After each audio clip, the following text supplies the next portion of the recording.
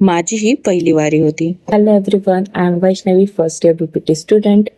ही वारी माझ्यासाठी खूप खास होती, कारण ती माझीच पहिली वारी नव्हती, तर अनेक दिव्यांग बांधवांची पहिली वारी होती.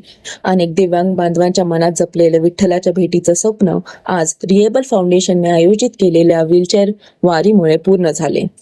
या सेवेत ॲज अ फिजिओ मी सहभागी होती. दिव्यांग बांधवांच्या चेहऱ्यावरचा आनंद, समाधान आणि विठ्ठलाच्या दर्शनाची ओढ हे सगळं शब्दात व्यक्त करणं खरंच अशक्य आहे. त्यांच्या चेहऱ्यावरचं ते निरागस हास्य आणि डोळ्यातील आनंद पाहून मन भरून आले.